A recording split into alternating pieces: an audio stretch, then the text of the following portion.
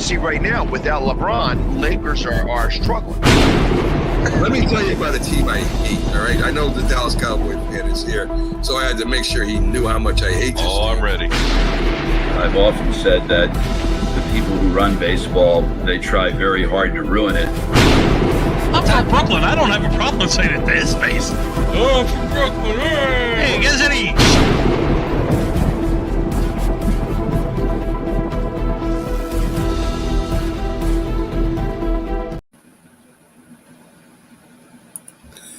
This is a presentation of Northeast Streaming Sports.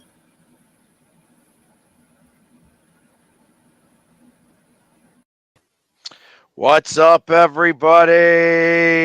It's another episode of Coast to Coast. I am your host, Pags. I have Bo on the other side, McLovin, to come at some point during the show. What's up, Bo? Hey, how's it going, man? It's before the show I couldn't remember Schefter's name, so I feel like I'm very well prepped for where we're headed today. Well, you know what? Since we're talking about Schefter right away, I'm wondering if he got another one wrong, because I heard at some point that Callahan was going to be the coach of the Titans. And of course that wasn't even the biggest news. That obviously came off somewhere around like 3:30, 4 o'clock, but I can't find anything about it right now. Says that, so maybe the Titans don't have a coach just yet. But It wouldn't be unlike Schefter to miss one. Yeah, well, I mean, like I said, he's missed a few so far, so I wonder if he's getting sent some bad info. It does show on the Tennessee Titans website.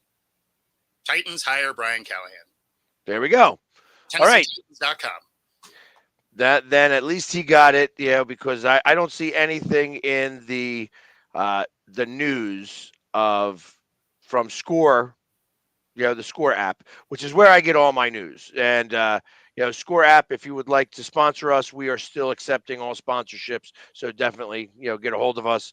Absolutely. But what I do see currently is the Chargers have hired Jim Harbaugh. Yeah, and I think that's going to really start to make the other pieces fall in line around the league. I think everybody was kind of holding out hope to maybe sneak in and steal that Harbaugh sweepstakes, despite the fact that the Chargers were obviously the inside track there. But I think that I think now you're going to see coaches really start to fall in, especially after this weekend, because the other two top guys, potentially may be done. Well, I mean, obviously, I did hear a lot about. Like I said, Callahan was chosen. Obviously, he's now got a home, and the Titans' job is gone. Chargers' job is gone. That leaves, obviously, I think 6 left so far. There have been some movement around the league. Obviously, one of the biggest ones is Nick Fangio saying, nope, I don't want to be part of the Dolphins organization anymore. And says, you know what? I want to go back home closer to my family. And what's closer to my family than Philadelphia? Yep. And so he looks like is set to sign a deal to be the defensive coordinator of the Philadelphia Eagles. So how do you feel about that? Because, I mean, you're essentially getting the guy that created the defense that you were already running. Well, then at least you might as well go right to the source. So that's the problem I have with the defense is this another guy who also doesn't know how to spell the word blitz? Because that's been the one challenge that I've had with this is that if you're not getting the push from your front four, then you're not getting in there enough, and ultimately you're going to start to fall apart. Now, the one thing I will say about Fangio is he also understands the importance of linebackers.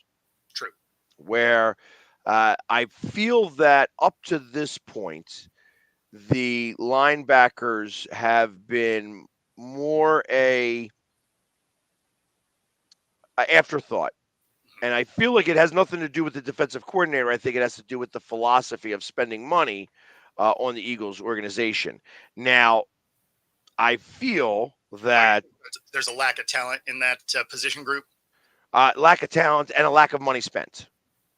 So that's part of the issue is that they spend the money on the cornerbacks and the front line, and they leave the middle of that area. They pick up pieces, and the pieces, whether they fit or whether they don't, you're stuck with. So I think at one point we had 9 different starters at the linebacker position in Philadelphia, and all of them stunk. You know, Well, at least they were consistent. so and then after, especially after going to the Super Bowl and having a couple of decent linebackers and saying, you know what, we don't need either one of you. You guys are going to ask for way too much money. We're going to go. So my thought process on that is that if you're going to go that route, you have to invest higher draft picks on those areas. You have to get second round picks, and you have to be on it every 3 years. You got to sign them to the max deal, rookie deal, and if you're not going to pay them again, you got to make sure that you're on it for the next round. So you have to invest those high draft picks, which they don't like to do. And I understand that because I appreciate the fact that, hey, the first 2 rounds of the draft should go to big guys, offensive and defensive linemen, or corner or quarter. Those are the only 4 positions that really, and really, I'm saying there's more positions there, but offensive lineman, defensive lineman, corner or quarter. That's it. Those are the 4 spots that you need to resolve in the first round because big guys or highly skilled guys only come around so often. No, for sure. And I mean, those 4 positions really determine a game. Trenches are huge, and then obviously huge skilled impact players. Like that's a no-brainer. Yeah. Right. So other than that, like I'm not a fan. You don't go safety. You don't go tight ends. You don't do any of that stuff. I mean, unless the tight end is like a super deluxe tight end, which Sure. there hasn't been many. You know what I mean? There isn't a number of tight ends from Iowa are all going to be pretty good. You could just go ahead and get them in the 3rd or the 4th round and be okay. You know what Well, I mean? and that's kind of the deal with running backs too at this point. Like you can get one late second round or later, and they're going to be solid running backs. Or you know what? There's enough running backs out there that you could sign like 15 and have them all compete in training camp. True. That Yeah. haven't even got drafted because there's a lot of them. There's a lot of them. So ultimately, I feel like that's part of it. And truth of the matter is that if you're a running back and you can't catch the ball, you might as well go find another job. Yeah. I mean, in the league today, not useful. Yeah. So, yeah, Chris, we knew about Hoskins yesterday. We announced that yesterday. So with Hoskins to the Brewers, but I appreciate it. So I mean, ultimately, Fangio coming to the Eagles isn't, like I said, I was a touch surprised that he was going to become available. It makes me wonder. It's like, oh, okay. He said because people said, oh, he got let go. No, he didn't get let go. They weren't trying to let him go. You know what I mean? So I think this had to do with, hey, I don't want to be here anymore. You know what I mean? Ultimately, I think that's really what it came down to. It's like if I'm going to continue coaching, I want to finish out my years close to home. Yeah, and that's fair. That's fair. And I mean, for you guys, because it isn't necessarily changing the philosophy altogether. I mean, it's basically just you're going from the photocopy to the original, right? So some things should get cleaned up a little bit, a little easier to read. And also the guy that created the philosophy. So, maybe there's some wrinkles that the guys that are growing from it don't necessarily have. So I think it was a decent pickup. Obviously, just about anybody would have been better than Patricia. So, I mean, hey, but well, but but it's not like their defense was amazing, down in Miami, right? Like it'll be better than what you guys were doing, but it's not like it's going to transform into an elite unit because he's there. Well, the one thing that I hope that will occur in the next year is Davis. I mean, I feel like Davis had a little bit of a sophomore slump, you know, and he's too big of a guy to not be more disruptive. Sure. Now, I also know that, interior linemen sometimes take a little bit longer to progress to that point. And, Fletcher Cox was kind of very similar. I mean, he was able to, he wasn't as dominant in the first year or two that he was around. It took him 3-4 years to get his feet under him, so to speak. Uh, I'm hoping that that's kind of what occurs here with Davis and that he's able to kind of pick it up. Obviously, Carter, much different. I mean, he's probably close in line for Defensive Rookie of the Year. Yeah. And had a great season. And ultimately, I feel like he will get better as they move forward too. So I'm hoping that that's the case. That all right, we're in year number 2 of this now. It's time to go win ourselves a championship, like we did down in Georgia. You know what I mean? Because they were together for 2 years, and it wasn't until that third year that they got a championship, and then the fourth year they got a championship, and of Well, course they didn't get one. I do think you're going to see some decent growth as far as the guys on the defense, right? Because you got a lot of young guys there, and the NFL isn't generally the let me step out of college and just kill it in the NFL, right?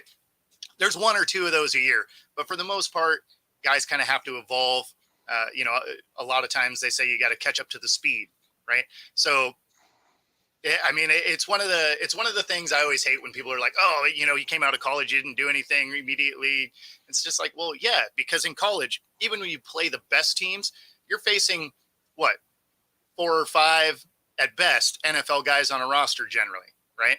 And now the 53rd man on this roster was, an All-American somewhere. So it's a little bit different, going from college to pro. So I always give a little bit more latitude, especially for rookies in big skill positions where you're going against guys that are vets, that are fast. It's like, yeah, I mean, there's going to be a learning curve there. There you go. And yes, it just happened. I got it as of 6 minutes ago. Yes, the Carolina Panthers have a new coach. Offensive coordinator Dave Canales is their new head coach of the Carolina Panthers. And coming from a team who should know him pretty well. True. Yeah. So well, hopefully it works out. Yeah, I'm surprised that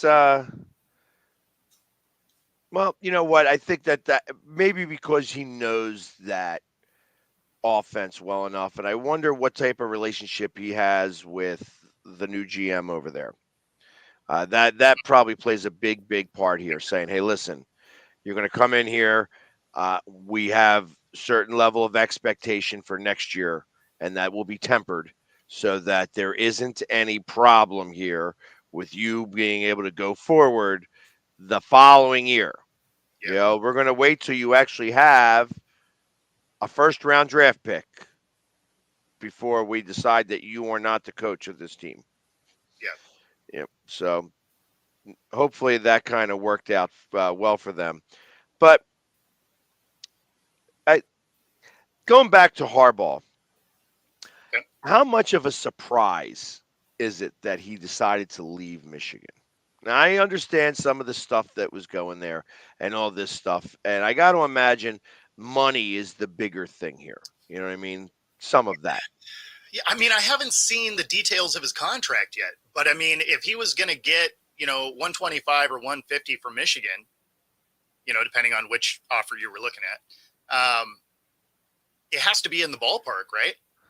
But I think more than anything, this was dodging the NCAA potential sanction, suspension, I think it has a lot to do with that because he goes to Michigan, he wins the ring, right? Like he gets the natty, and I mean, that's what you set out to do. So now I could see the move because you have some unfinished business in the NFL. You got to a Super Bowl, but you didn't win. So, can you come back and finish the job? I mean, I would have a draw to do that. Well, I hear you. I mean, I understand the draw, in terms of, hey, he was an NFL quarterback. He sniffed, what the, Lombardi, smells like, and of course lost, To so, his brothers, so that's fun because then your brother gets to be like, hey, little buddy, yeah, you see this ring? You could have had one of those. but that being said, I think that, I don't know. I am not 100% certain because that the Chargers are now a Super Bowl contending team with him coaching. I mean, I don't think that's the case, but I do think they can challenge for their division. And, it's a division that isn't as strong as it goes. Again, I'm sure we'll talk about at some point is, they're walking back their stance on Russ. So they might be bringing him back, which that seems like a contentious situation. So that won't be great. You're looking at the Raiders that, they still don't have enough pieces to be truly viable. And then you look at KC, which has a offense that's very beatable. And their defense is good, but the offense just isn't what Mahomes is used to having. So it is definitely a winnable division. And once you win a division, I mean, hey, you got to figure out 4 games. So anything's possible from there. But they can go from where they are now to contending for that division just with the coaching change because of how bad Staley was. Well, no, and I can understand how bad Staley was, but that being said, I mean, you got, let's face it, if probably in all of the divisions of football, you may have the toughest group of coaches that you're going to be going up against. I mean, you've got a likely Hall of Fame coach. I assume he's a Hall of Fame coach. I got to imagine he's going to go in. You have Sean Payton, who was also, a very highly respected coach. And Probably. then you have the Raiders. You have the Raiders coach who is Scrappy. yeah, he's one of those guys. I mean, he doesn't have the longevity of the other coaches to be able to say. But yeah, as of right now, the players love him. That they fought real hard and said, "Hey, listen, if you don't have him be our coach, we're going to start a coup again." You know what I mean? So, maybe that's it's, if anything, he's going to be tested right out of the gate. He is. And I mean, one of the things that I said before is he's going to have a good draft, right? He's going to be able to nail some of these 3rd, 4th, 5th rounders because he's seen them in real time. He's not relying on scouts, right? So even though their cap is kind of a mess with how expensive that defense is, he's not going to have to keep all of that. Like he's going to keep some key pieces. He's probably going to draft some of the guys that he's been watching for the last 3-4 years. So I think that he'll be able to mitigate that cap issue. The offense is good. They put up points, they put up yards. They just didn't have a defense that could do anything. So if he can fix that defense, and it doesn't have to be elite, it just has to be good, right?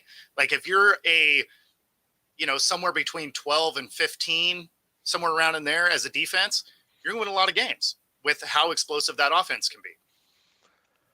Right. So,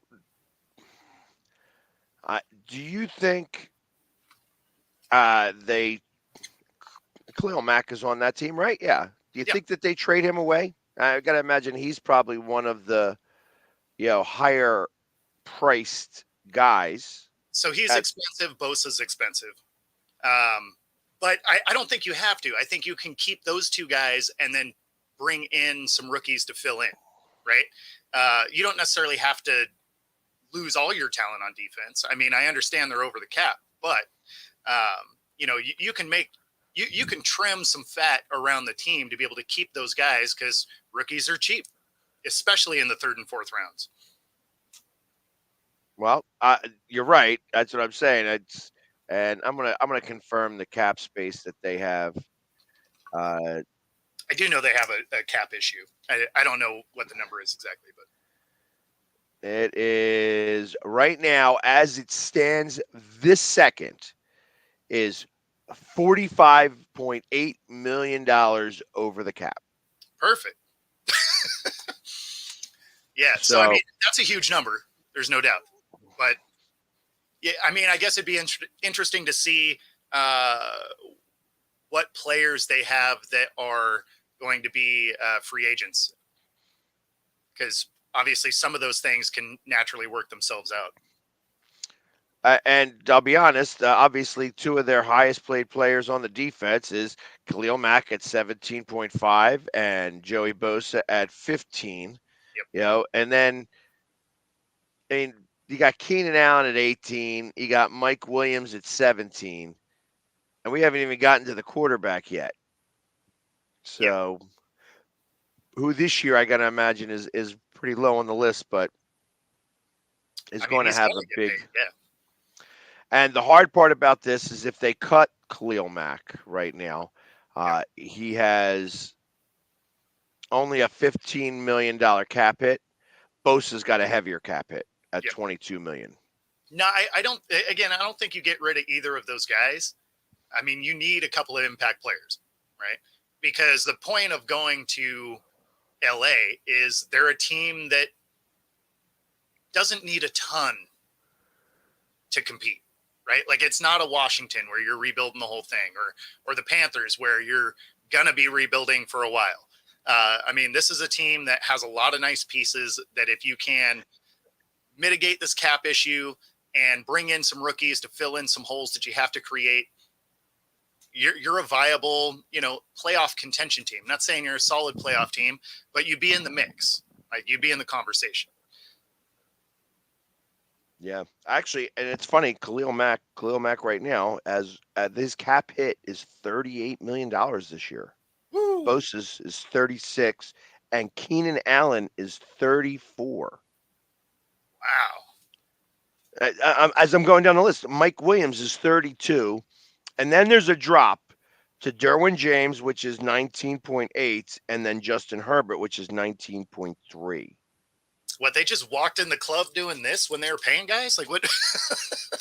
I guess so. I mean, but wow. I mean, to think about that is really crazy. At 38,517,500. That's how much Khalil Mack is right now. Because he's getting his roster bonus, his workout bonus, his prorated bonus, and then the base salary. Oh, so this thing was kind of backloaded. Yeah. I got you. All right. Well, I mean, they will save $23 million if they cut him. Ooh, man. Same with Keenan Allen. If they cut Keenan Allen, they'll save $23 million. So do you cut / trade Allen and go make a play for Mike Evans? Because he hasn't actually confirmed he's going back. Right. Or how about, are you cutting Khalil Mack? Man, that's a tough one. Because that's a difference maker. I mean, although that cap hit is enormous. Like, that is a monstrous cap hit. So, yeah, I don't know. I mean, there will definitely be some accounting gymnastics to make this team work. But I don't think he's supposed to, necessarily be a champion this first year, right? Like he's got a mess to try and work through. But I still think they can be even with all that, I think they can still be in the conversation for, a wild card spot or something like that. Or again, even winning their division. Because again, I'm not impressed with what their division is. They have good coaching, but they don't necessarily have good teams. Well, I got to imagine that the Chiefs are going to probably go after some receivers. So, You would hope so. you know, again, we were talking about how Mike Evans, and I thought that he was, he may not want to play in the cold, but he's not going to be the only one. That's the only wide receiver. Let's find out. Let's find out who wide receiver free agents, and see who is the big name. 24. Let's go. Wide receiver free agents. T.A. Higgins. Okay, It's a big name. that is. Yeah. That is. He's ranked number one in that list. Michael Pittman Jr. Okay. also up there. Mike Evans. Yep. Marquise Brown. Not Okay. as big of a name, but Calvin Ridley. I don't know. He may be gambling. I mean, if you get to use him as a 2, that'd be fine. Yep. Darnell Mooney. Okay. Gabriel Davis. OBJ. Eh. Yeah, I mean, I understand, but So see, here's OBJ. Like for me, if you have a 1 and a 2, and you get to use him for what he can do 2 or 3 times a game, like that's what he is, right? Like he can make us. He's there for a splash play. He's not going to be your workhorse. It just seems to be where he is in his career. Now, nice if you're just adding a piece, right? Like if you've got a couple of receivers and you're like, oh, let me just add OBJ, awesome, right? Because he's going to make 1 or 2 of those impact plays during a game. But if you need a true number 1, it's probably not that dude. right. Here are a couple of names that kind of interest me a touch. DJ Chark, Okay. who was with Carolina. Obviously, he didn't have a great season this year. And Michael Thomas, who is always hurt, but it was also for the Saints. Both of those are also free agents this year. Everybody else is kind of definitely on the bottom portion of this list. It's like that. You could also make a play for D-Hop because it was a 1 year. Well, I mean, it was technically a 2-year deal, but it has an out after the 1 year. So depending on what the Titans want to do, you could probably get him pretty cheap. Like you could probably get him for a 4th or something. Probably even less than that. Maybe You a could 5th, probably get him, 5th, because they'd have to accept the option and then trade him. Exactly. So, I mean, you could probably get a D-Hop. D-Hop is better than what he looked like with Tennessee. Yeah, so, I mean, we'll have to see about that. Hey, Brad, we're going to talk about that in a few minutes. We're actually just kind of going on right now, kind of figuring out what the Chargers could possibly do to get themselves back into the mix of things with the fact that they've just hired a new coach and they are in a little bit of cap hell. So beyond that, the other story that I saw that was a little exciting, or a little interesting to me, not exciting. Saquon Barkley says, you know what? I really can see myself playing on another team since the Giants are going to be a little weird with me again this year. I mean, right? They go through all of that last year, and then they're kicking rocks around the parking lot again. You're just like, what are you doing? Like, do you like this guy or not? Like, the problem is that he wants a lot of money, Sure. and the rest of the world now is not paying running backs. No, but he is. But I get it. From his end, he was their whole offense. Like, right. You went however Saquon went because they didn't have competent quarterback play at any level. Or offensive line play. Exactly. So, yep. I mean, the problem is that he's not Barry Sanders. He is not. And that's the difference. And he gets injured. So, I mean, that's the biggest issue with Saquon is he can't stay healthy. If he could stay healthy, he'd be much more likely to get paid.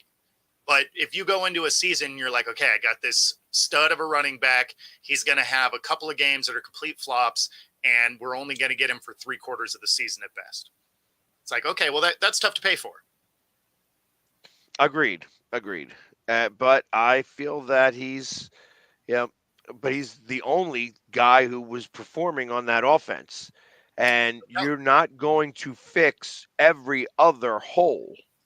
So If No, you're going to spend the money on the quarterback, like because I guess you got to go after a quarterback now, right? well, you just paid Daniel Jones. I don't know what you. I mean, you can draft one, but I mean, you, Yeah, you Daniel Jones may not play again for no, the. I agree, but I mean, you own that contract. Like you're buried in that thing for now. So, I mean, yeah, you probably draft a guy, but do you keep Saquon or do you make a play for Derrick Henry? Because Derrick Henry is going to be cheaper. He can still run, free up some ability to get some offensive line help because they desperately need that. Um, if Saquon is thinking about going somewhere else and you obviously aren't trying to pay him, then get him out of the building and go get one of the other guys that's available. Or draft one. I mean, I don't know what the Giants' current draft situation is, but I mean, it can't be horrible. Well, I mean, I got to imagine that I mean, they have what, the fourth pick in the draft? Yeah, I just mean like as far as total picks, I don't know what they're sitting at for this season, but because I don't know if they made trades that they gave away draft picks for. But Yeah, and they're stuck with Daniel Jones again this year. They really are. well, yeah, because he just signed that deal. Well, it Like was only a 2-year deal, or it was a 4-year deal, but they had this. They had to eat it for 2 years because exactly. ultimately, his cap hit is 47 million. Yeah. Right now, 47,105,000. If they were to cut him, they will actually. Uh, it's 69 million in dead money. Yeah, no, So they were buried in him. As soon as they signed that deal, I was like, man, I don't think he's that guy. I thought everything they were doing really had more to do with Saquon, and then Saquon goes down, and then Jones goes down, and that team unraveled essentially. But yeah, I mean, they're just kind of in a bad situation. Like they're gonna, unfortunately for them, they got to run back what it is they have. But if they're not going to keep Saquon, then I mean, they need to make a decision. Like, are you going to go with one of the other veterans that's around, or are you just going to, try and hit a home run in the draft? Well, I guess they're going to try to hit a home run, is what I would suggest or thought about. But as I'm looking at this, I mean, Thibodeau is still on the rookie contract. Some of the guys that, I mean, as I'm looking at this, like the only guy that they could cut without really losing money. I mean, they have Darius Slayton, who, if they cut, they save 6.2 million, but he only costs, like right now, he's, I guess, 7.9 million. So they would save, it would only be like 1.75 million in dead space, and you're only saving 6.2 million. Darren Waller is the next one. Yeah. Where you would save, he's worth 14 million this year. You're saving 6 million. You're still having 7 million in dead cap space. Yeah. So everybody else you can't cut because you lose money. It creates too much dead cap. Mm-hmm. So interesting. It's interesting. The Giants, they do have 30 million in cap space. But what does that really do? I mean, it's just 22 million in cap space is what they have right now. Yeah, so I mean, they can't really do much of anything. Like they get a run back that really what they have, and then hope whatever they get in the draft hits. Like that's pretty much what they get to do. So if you're a Giants fan, you can't be super excited about it. No, I can't imagine that you're going to go any further, this year in comparison to, what you had, this past year. So let's see who else is an exciting team to go take a look at in terms of cap. How much cap space do the Seahawks have? None, sadly. That was another defense that was expensive and not performing. So as I recall, it's a pretty low number. It's like 20 million or something. Like it's No. They have negative 4.4 million. In they're cap space. over now. Okay. Yes, they they do are have an over. insane amount of free agents though. So they have 20 free agents. And then they also are going to, I would imagine they're going to cut Jamal Adams before the date required, just because, I mean, the dude can't stay healthy. When he is on the field, he's not really the impact player that he's been, mostly because he can't stay healthy. So it's tough to get in a rhythm if you're not on the field. And as I recall, going into this season, they do have an out on Jamal Adams' contract. So I think that's going to be one of those cap casualties. They say, hey, you know what, we're good, we're done. Well, it's Jamal Adams he's slated to make $26.9 million this year. Yeah. And if they cut him, they will only save $6 million in cap space. Sure. It'll still cost them close to $21 million. That going on. The biggest guy, really. I mean, obviously the highest paid player on this team is Geno Smith, and if they cut him, they get $13.8 million savings. Yeah, I mean, that's tough though, because you have a viable quarterback, right? He's not elite, but he gets the job done. Drew Lock, also a free agent. He played well enough that someone will want to pick him up as a backup. I have to imagine the Seahawks are going to draft a guy. So if you're going to draft a guy, do you get rid of Geno, who would be a great mentor type person, right? Because he was the recipient of that for a lot of his career. Or do you keep Drew Lock, which, doesn't necessarily give you a better chance to win? So, I mean, I feel like you probably keep Geno. He's still cheaper than most quarterbacks out there at this point. So you get good quarterback play.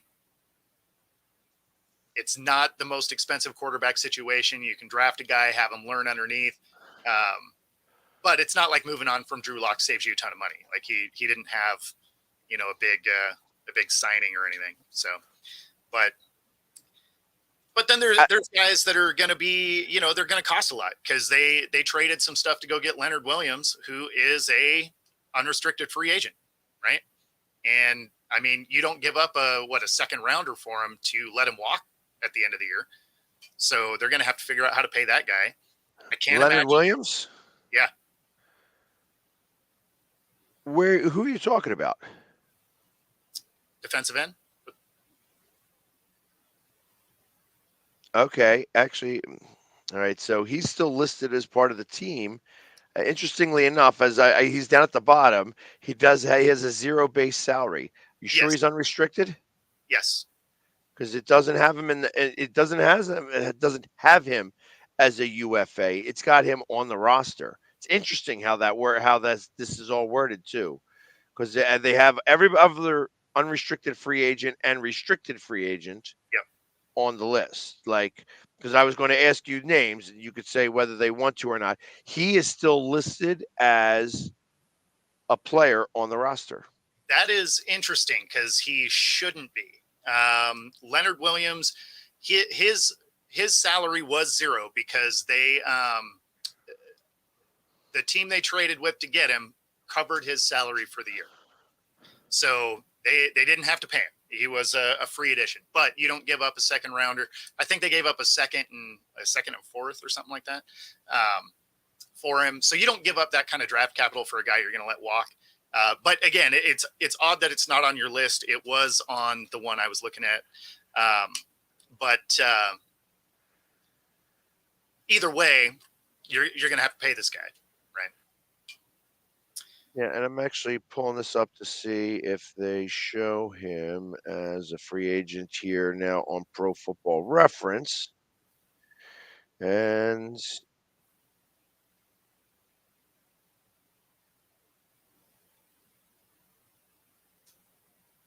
it doesn't say, actually. It doesn't say that he is an unrestricted free agent. I'd be willing to bet that they still have his rights. Yeah, I forget which one I was looking at. I think I was looking at Sport Track. Yeah, I'm doing all of my searching on Over the Cap. I got you. Yeah, so if you look on sportrack.com, it has Leonard Williams as a unrestricted free agent. Okay, then I guess that's. So there's some competing information. Maybe he is, maybe he's not. But if he is, that's going to be a huge price tag. I thought it was, because I thought it was just the end of his contract there. But maybe there was one more year. So that one, I guess I don't know for sure. All right. So let me give you a couple of these names. You tell me keep or send packing. Sure. Bobby Wagner. You have to keep him. He's the leading tackler on the team, and he's one of the leading tackling linebackers in the league for a decade straight. Damian Lewis. I mean, solid guard play. It's a question. It depends on what it is you can sign him for. Got you. Noah Fant. I would want to keep him. He is a great all-around tight end, and the coaching, the way that it stood, didn't use our tight ends very effectively. I would be interested to keep him in the room and see what the next coaching regime can do, unless, of course, it's Dan Quinn, and then you might as well let him go because you're still not going to use a tight end very well. Got you. Okay. Jordan Brooks. You got to keep him. He, he played well. It's one of the few linebackers outside of Bobby that was decent all season. Okay. Devin Bush.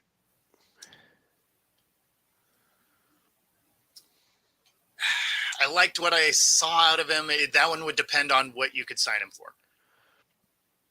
Jason Peters. Man,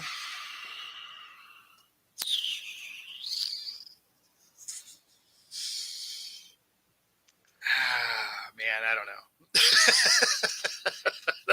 I know. I would tell him to pack it. He's played in the league 4 years too long. Yeah, I mean, so it depends. I guess it depends on what it is they have their sights on in the draft, because unfortunately that unit was so bad. You do need someone, not that he played great by any means, because he did not, but it was still better than what they had. And that's why that one's tough. But as a player overall, no, I would say you move on. He's 42 years old. He's been in the league for 20 years. He should have been out of the league in after 16 years. Like I said, he's been in there 4 years too long. I would send him packing. Evan Brown. Yeah. I mean, that one you probably let him go if you're keeping Lewis, right? And then maybe draft a guy or something. I mean, that one's tough because you could kind of go either way there. And then, I mean, the only other name that I really see on this list that really makes any sense to me that you may want to keep, obviously, there's Artie Burns, who's been in the league for 8 years, and Drew Lock and Mario Edwards, who's been in the, for 9 years. But Drew Lock is the only other question that I'm going to ask you right now. I think you let him go because I think you're drafting a quarterback, right? So if you're going to keep Geno, you let Lock go, you bring in your rookie, and you see how that goes. The one that's on this list that I would like them to keep that we hadn't mentioned was Michael Jackson, the corner. He played really well, and he did last year too when he was opposite of Tariq Woolen. And this season, he took over for Tariq a couple of times because Woolen just, for whatever reason, wasn't making tackles. And is he a household name around the country or a lead or anything like that? Not necessarily, but he's a good corner, and they've had to use him a bunch. So it would be nice to keep him in-house if they could. What's happening, McLovin? Hey, how's everybody doing today? Just crying about the status of my team. Well, and since he got here a little early today, let's ask him And by the way, just so that you know, Jackson is a restricted free agent, so they're going to be able to match whatever Yes. anybody signs him for. So when you say him, I didn't choose him specifically because he's not unrestricted. You might still be able to grab him, Yes. even if somebody wants to sign. I just mean Um, that they really should bring him back. got you. So now let's talk to another team that's already way over the cap with $19.7 million Yeah. over the cap. The Hmm. Dallas Cowgirls are going to have a little bit of a tough time this year. Yeah, I agree. I was just thinking about that today, or we were just talking about that today too, about how each one of our different teams was over the cap, and yeah, Dallas has got some decisions, especially with Prescott coming up for contract. How do you even address that, knowing that you're over the cap? I mean, because he's going to want 40 plus million, whatever, and we all know he's not worth that, but he's gonna try to push for it.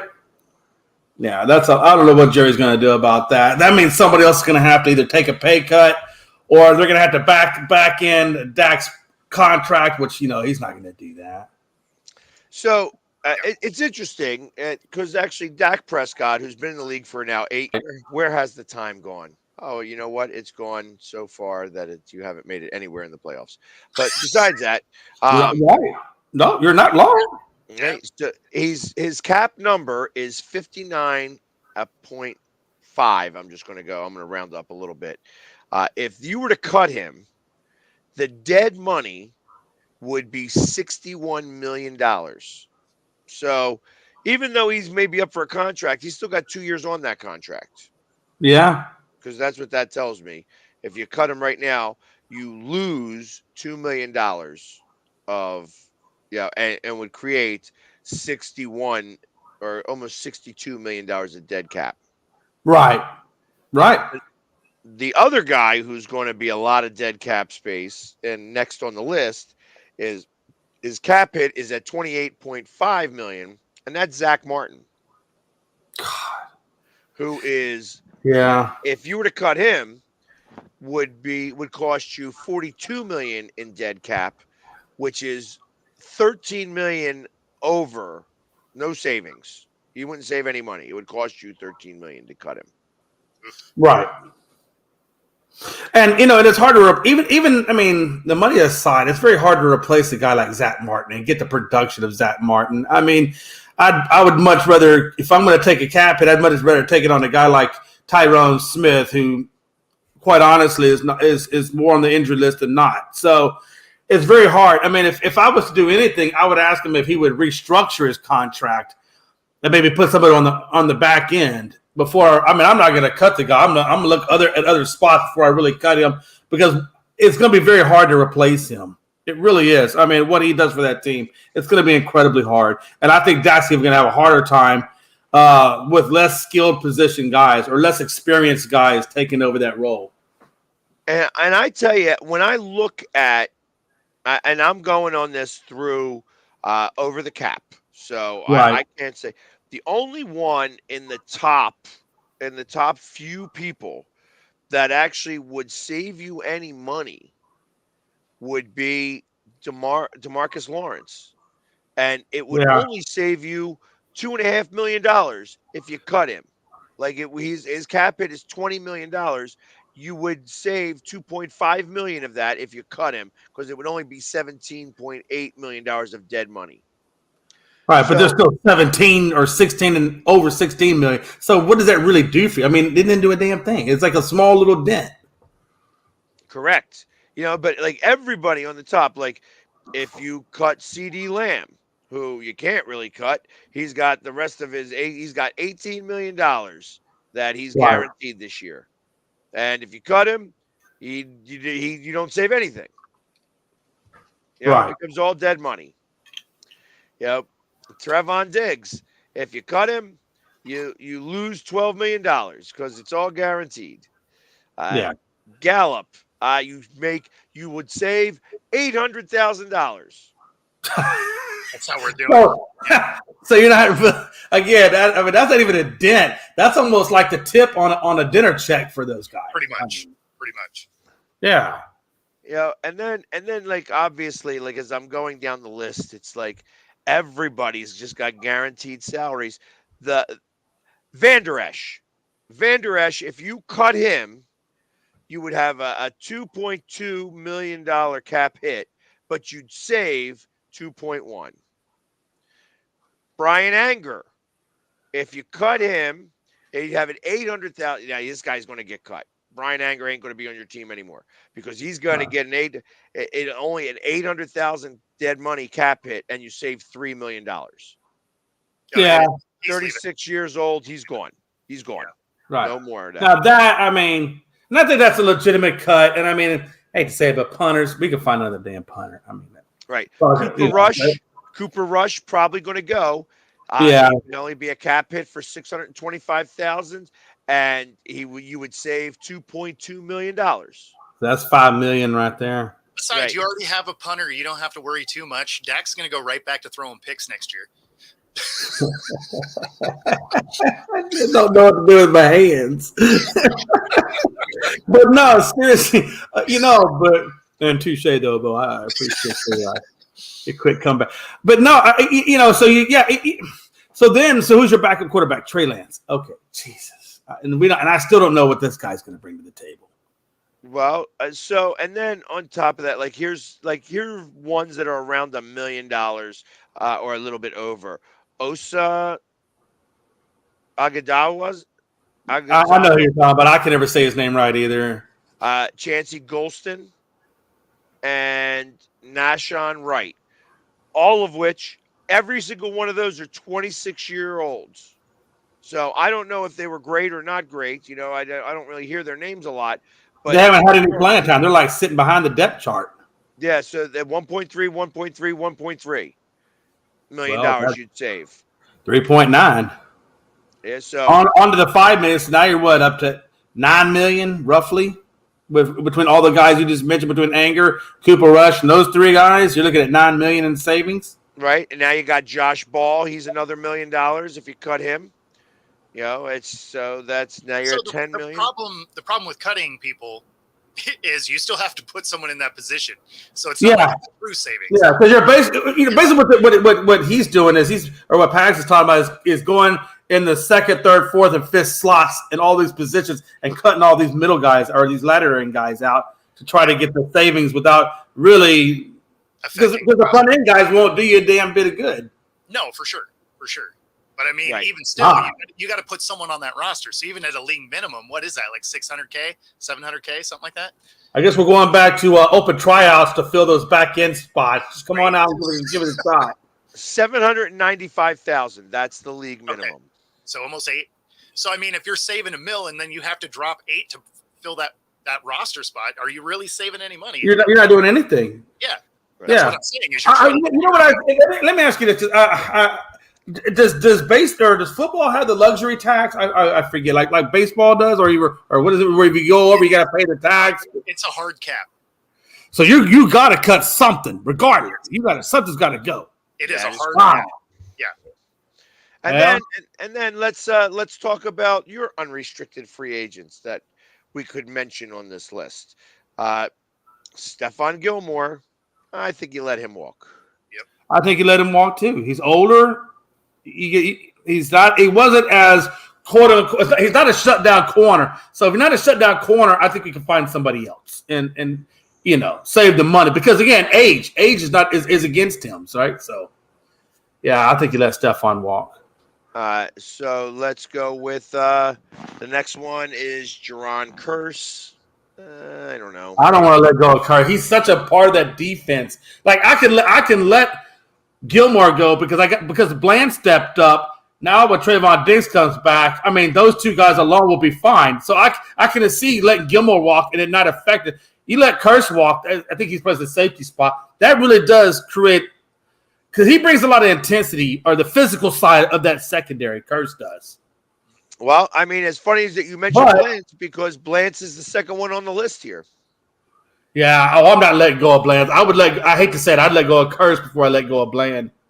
Okay, so you got Lance, and then you got Tony Pollard. God.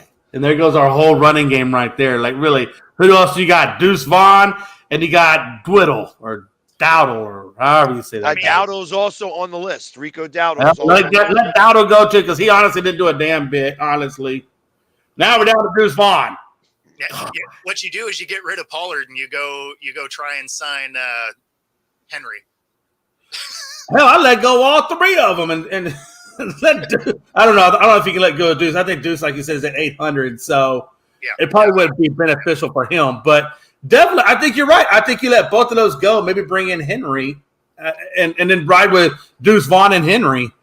Yeah, but how are you going to pay him? That's right. How are we going to pay him?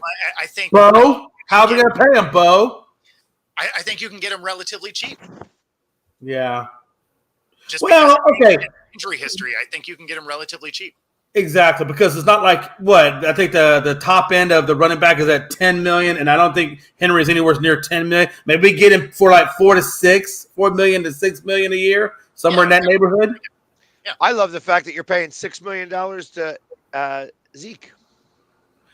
Yeah, well, I'm not paying crap. That's Jerry Jones's craziness. Because if it was me, I wouldn't have paid Zeke that damn. I would have paid him that bit. Even if I had the money to pay him, he wasn't worth it at the time. You can't tell me that you're paying Zeke what, 10 million, and Jonathan Taylor is getting 11 million, and you think that Zeke is anywhere near what Jonathan Taylor's doing, and it's just not. No. Like, you can't even justify that number. And actually, it's interesting. You get to prorate Dax, for one extra year after he's around. So obviously he's around. He's got a cap hit number. Actually, he doesn't even have it. So this is his last year. Either way, you're going to get cap hit for the rest of his contract after he's gone. So after Dak is gone, if he doesn't re-sign with you guys in 2025, his cap hit is 36 million. In 2026, it's still 11 million. Ouch. So so they're gonna, that was Dak, right? That's Dak. You're keeping Dak. Like they don't have another option that's going to be an upgrade from him. Like he's just good enough to not get fired, but not good enough to win it all. Is kind of how it feels. But you could also save some money on that running back position. Like, Kareem Hunt's going to be available again. Like, that's true. And he would be cheap, right? He was sitting for a large portion of the year before the Browns ended up having to bring him in. So, I mean, you could get him relatively cheap, save some money there. It's almost like the Cowboys are going to have to live what I call hood rich. Yeah. Where you got a couple of really nice pieces, but not as good as, you got the nice car, you just don't have the nice house. Well, no. It's still a 69, but all the fenders are rusted out, right? The wheels are nice. It's still shiny, but the tires have holes in them. Yeah, that's right. I mean, no, seriously. I mean, with the cap hit that they're in, and what Pags is running down with the guaranteed players, and what we're going to have to, and the decisions they're going to have to make, it's going to be a horrible look. God, Pags, you really depressed me going into next year because that's going to be rough. No, seriously, there's a guy right now at the Cowboys office that's in charge of the cap money, and he's just doing this number. Yeah, he's looking out the window of that skyscraper, be like, I think I could clear that Buick. Yeah. No, seriously, that's what it feels like, though, with these guys. Yeah. And then it tells you, was Jerry Jones really a good GM giving out this kind of money in the wrong kind? Like they haven't been fiscally responsible with their money. They've been good drafting. I get Jerry that, but he hasn't been good managing the cash flow of the cap. I think he thought they were closer than they were. I think it was the shove all the chips in the middle and try and get that ring, similar to what the Rams did. right? They just handed paychecks out. They're like, we're going to go get a ring now. And it's only dumb if it doesn't work. And unfortunately for Jerry, Yeah. it didn't work. Because he's got to be sitting back in his office, when Zeke got the big payday, Dak got the big payday, and then Amari Cooper, I think, was the third one of the trifecta. They got the big payday. And he's thinking like, man, did I really screw the pooch on that one? You know what I mean? Yeah. I hear you. Yeah. And I would say this. So just to make you feel a little bit better, the Eagles have $20 million in cap space available, and we don't have anywhere near as many unrestricted free agents that you want to bring back at no money. So Right. I don't know that any of those guys that you want to bring back will accept a $0 contract. I'm sure the Players Association would have a problem with that as well. Oh, absolutely. So, but actually, and I kind of expect, I do kind of expect that there is going to be another cut as I look at our cut list of who would be a really big cut right now to save us a lot of money. Kevin Byard, who is a safety, but he's 31 years old. He would only be a $1.3 million cap hit, but we'd save $13 million in space. Oh, he's definitely gone. With that kind of savings, you got to imagine he's gone. Right. Because you can pick up somebody else, close to where his talent was at a lesser price and be good. You may be able to pick up somebody in the draft if even possibly. Yeah, the other guys that I see that they're saving, like they sign a lot of guys that on these 1-year deals. So there's not really much, or they have 2-year deals, but that's it's still like $1 million contracts. Like they have a lot of $1 million contracts. Even Marcus Mariota is he's a $3 million hit right now. And that would be it. So they wouldn't save any money by cutting him, but it's $3 million. James Bradbury, that's going to be a big one because it's going to cut $10 million. It's going to cost them $10 million to cut him. So Fletcher Cox, same situation. If they cut him, he's listed as under contract for 2024.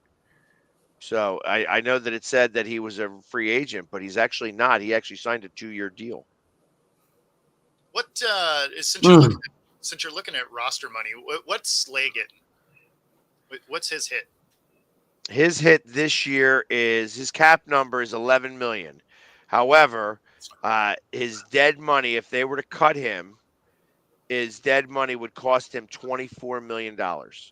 Oh, I didn't figure you'd cut him. I was curious what the savings would be. Obviously the injury that he got looked worse than it was. Sounds like he's gonna have a full recovery and everything. I was just curious if for whatever reason he couldn't go, what they would save, but it wouldn't be enough to, wouldn't be enough to replace him with the same talent level.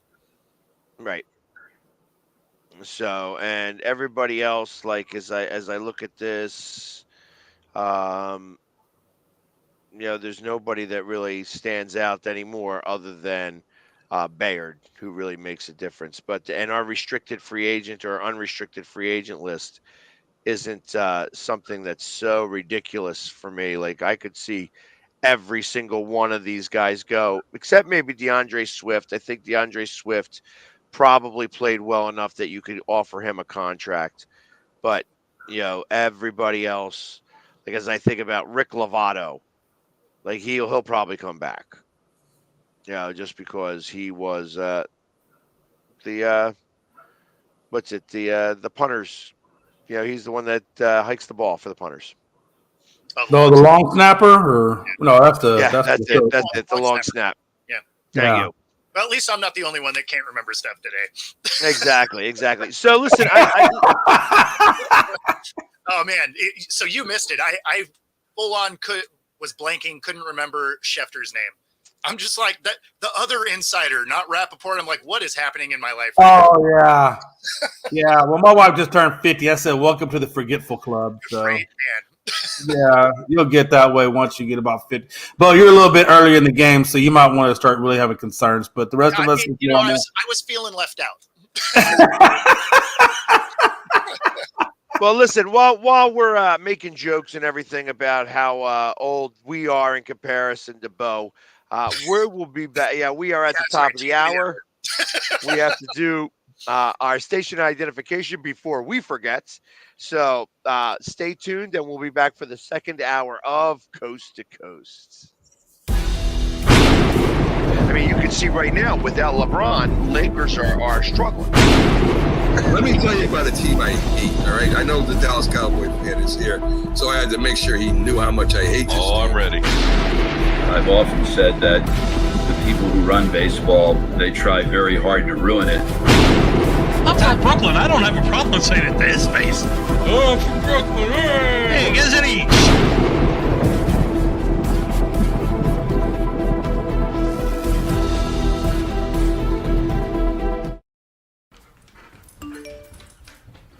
Trisha's having a sleepover tonight. Can I go? I wonder about Lucy's friends. What should I say? I know you're only 10, but one of these days a friend will offer you a drink. And alcohol at your age can lead to so many things. None of them good. So can I go to the sleepover? Lucy, I want you to promise me I something. finished my homework. Bigger promise. If there's any drinking, I want you to say, "No thanks, not my thing." Mom. I promise you. Your real friends won't care. Deal? Sure. Really? I promise, Mom. They really do hear you. Did you pack your toothbrush? For tips on how to start the talk, visit underagedrinking.samhsa.gov, a public service message from the Substance Abuse and Mental Health Services Administration. Supporting the needs of our veterans. That's the goal of all of us at Team AmVets. Like Mitch, Carlos, and Kevin from our Welcome Home team that brings furniture to our vets. We are Team AmVets. Or Linda from our thrift stores who brings you great bargains every day. I am Team AmVets. And John, who picks up your thrift store donations that support California veterans programs. I am Team AmVets. Visit our website or a Team AmVets thrift store to donate or shop today. Join the team!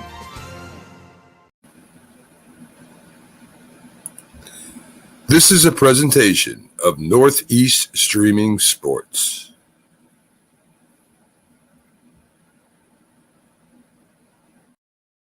And welcome back to the second hour of Coast to Coast. And we have a little bit of, I guess, a very small amount of breaking news. They're going to give an extension to Trevor Lawrence. Yeah. Yeah. I mean, that makes sense. What else are you going to do? I mean, I like Trevor Lawrence. For the Jaguars, I think he's he's young and up. I mean, he's showed a lot of promise. I mean, I don't know why where they go from there in terms of the other sides of the rebuilding. Now that's a question, but yeah, I don't know. I mean, I guess it's not so bad. I mean, how's their cap situation since we were talking cap earlier? How is their cap situation for, let's see, the Jacksonville Jaguars? The Jaguars have $11 million in cap space for this year. So, and ultimately, this doesn't have it up to date, but Trevor Lawrence was in the last year of his contract, so, and that was kind of guaranteed. So either way, he would have to, he's only getting paid $11 million this year, so he was going to definitely get an extension coming in. They also talked about bringing back Josh Allen, that Allen will return. He was an unrestricted free agent. He is going to be coming back. So I fully expect that to actually occur. Everybody else, it's kind of, nobody knows anybody on the Jaguars because nobody cares. They play. I get it, but they didn't do bad. I mean, look, that team is still really. I mean, they're competitive. I mean, you got $11 million in cap space. To me, that tells me, okay, let's see how we do in the draft. We got a little bit of money to tweak in free agency.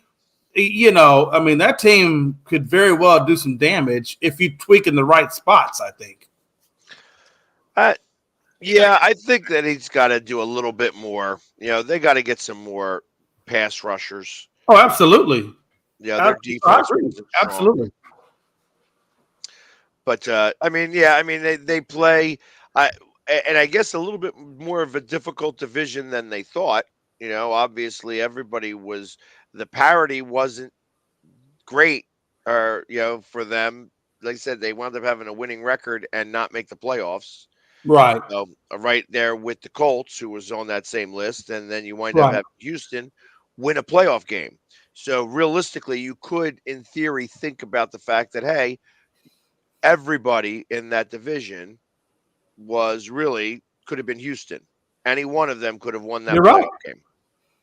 And then you got to look at the Colts lost their Anthony Richardson right there close to the middle of the season, so they really got him Connor Minshew and company. So I'm curious to see a fully healthy Richardson and what he can do with that Colts team come next year. So I think it's going to be a three-headed dogfight come next season, and I think I expect to see some good things out of that division next year. A lot of competitiveness. Yeah, especially when you figure Richardson, even during the section he was playing, still missed a couple of games during that time also.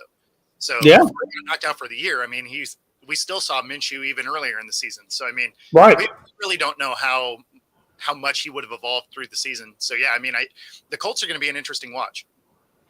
Yeah, absolutely. And I think the games that he was playing, Anthony was actually playing quite well. I mean, they were happy with what he was doing on the field up until the point where he got hurt. So, like you said, there's still a lot of development that's going to have to occur next season. But I fully expect that Colts team, to be competitive next season and continue to get better. Now, I'm curious to see what they do more so. They got Michael Pittman Jr., but if they can get a complimentary wideout with him to pair alongside of him can give Richardson a little bit more weapons to throw to. So that should be interesting.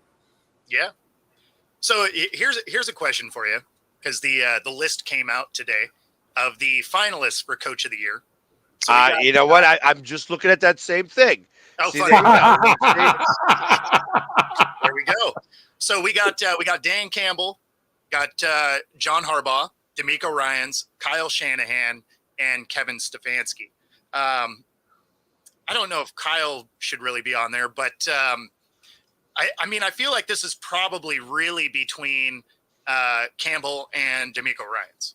Absolutely. Absolutely. Well, what they've done with those franchises. Absolutely. I think Stefanski is like a kind of a distant third, right? Like he's in that conversation because he was able to do some stuff without a quarterback, really. True. And that defense was amazing. So he's in the conversation, but he's kind of that like lower echelon of that conversation. Absolutely. I think Dan Campbell and DeMeco Ryans are a coin flip. Like either one of those. The only reason, you know what? Here's the thing. And I know I see what you're saying about the coin flip because, Lions are still in it and they haven't been in it for so long, things like that. And I get that. I totally get all that. My thing with DeMeco, what I feel like he is a little bit above Campbell, is the fact that literally last year, laughing stock. This year, one playoff win. Dan Campbell comes into Detroit, and it takes him a little while. He doesn't get that first playoff win right up off the rip. And I think that just kind of shows me how effective DeMeco is with that team. Now, you could say, well, they had a couple of people there, but he still had to draft CJ, change the culture, give stability. They had back-to-back first-round picks. I mean, and again, it's not like that doesn't help, right? It's not like that doesn't help, right? It's not like Dan Campbell was gifted that. He was. But you still have to draft well. You still have to draft right. Because sometimes even with them first-round picks, how many busts and flops, a.k.a. Ryan Leaf, and, that was the grandfather of the bust. But you know what I'm saying? So just because you get those top rounds, that even puts more pressure because you really got to be right. Yes, twice. But that's not DeMeco. That is giving your GM of the year. Well, I think that's a little bit – I would say that's more 50-50 between the GM and the coach, right? I hear what you're saying with the GM, and I get that. So I think it's more – because you got to know that DeMeco has some say in that. No doubt. And that's why I say this could be a coin flip. They're coming at it from two different areas. And if either one of them won, I would feel good about it Because if Dan Campbell won, you're just like, yeah, like he built this incredible culture. It took some time for it to, and they're balling out, right? They have bought in. They've done everything he's told them they were going to be able to do. And then when you look at D'Amico, to your point, like he steps in and they crush it from the jump, right? So, I mean, they both are very eligible for this award, just attacking it from different sides. I think if there was a GM of the year, it's got to be the Texans GM. Talk about getting talent. Oh, Casario. Yeah, and that was the thing. Everybody was so upset, with the Casario hiring. They felt like, oh, we're going to turn into the New England Patriots, this, that, and the other. But it wasn't. That wasn't the case. They could only hope. They could only hope. Right. Not for nothing. I mean, you said that out loud. That's exactly what I think. I'm like, yeah, you can only hope to turn into the New England Patriots. Well, you know what I'm saying, though. I mean, minus a Tom Brady. I'm just trying to say, like,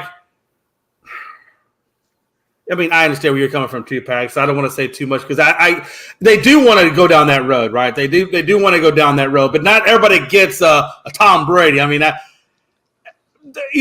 Brady. I mean, that really was a luck pick because you didn't know, right?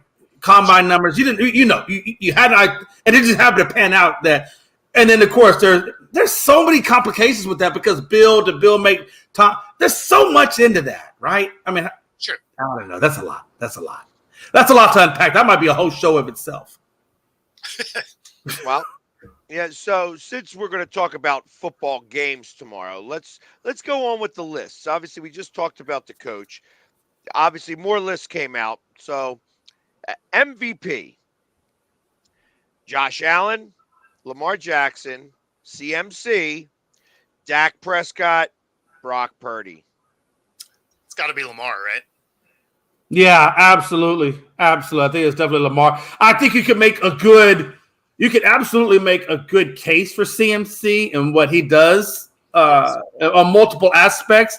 I think you can make a good case for Josh Allen, but yeah, what Lamar's done from last year to this year, and the biggest thing for me with Lamar was the fact that he was able to find more wideouts other than just Mark Andrews when Mark Andrews went down. It didn't derail him. He found other players. He elevated those players or got those, you know what I'm saying? And that was the biggest thing for me with Lamar. Is can he get to the second, third option and not always to the first option for him? And that was the biggest improvement. And of course, everybody talks about, Lamar can't throw and all that. And, at the end of the day, he put up 4,500 yards. So yeah, at the end of the day, right? But here's my thing. Why the hell is Brock, no offense, Brock Purdy. Hey, no offense. But really? You think Brock Purdy is just, and CJ's not in that conversation? And CJ's not in there? Lamar Jackson only threw 3,600 yards, by the way. Yeah. Oh, is it only 30? He ran for 821. Oh, okay. So that's combined. Just how is we're on the CJ same not in that page. conversation? Yeah, sorry. So combined. My bad. But even still, it and what he had 30 touchdowns roughly, 24 throwing, and then what and running? another 5 scores on the ground. Yeah, there we go. So yeah. So ultimately, all right. Is he the MVP of your team? Probably. I can imagine that. So, but now this is where I get a question mark. The offensive player of the year. Tyreek Hill, CeeDee Lamb, CMC, Lamar Jackson, or Dak Prescott. If you win the MVP, are you not also the offensive player of the year? If you're You'd have to be. So it's funny, typically not though. Usually they give that to someone else because they basically give the MVP to a quarterback. Like it's basically a quarterback award. Let's be honest. Like it almost doesn't matter how good you are playing anywhere else. Really the only non-quarterbacks that win it is running backs because if you're a receiver, how did you get all those yards? You're a quarterback, and he probably also threw to other people. So receivers have a really hard time ever even truly getting consideration for MVP because your quarterback has to get you the ball. Like your position is so dependent on someone else. Whereas running back, where they have won it in the past, is because they put up crazy yards and were not only their team's MVP, but they just put up, crazy stats, right? So Do I think that Tyreek Hill wins an MVP? Probably not. Does he have a real shot at winning Offensive Player of the Year? Absolutely. I don't know. I think if the MVP is going to go to quarterback, which by the way, Bob, I'm totally on board with the Lamar thing.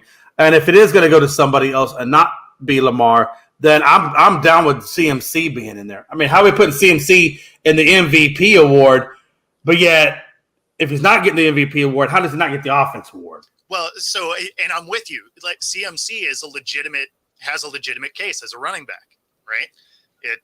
Because again, they dictate their own yardage, right? Like you hand them the ball at the line of scrimmage, and you got to create from there. So that is solidly on you. You need blocking and stuff, obviously, but you create that play.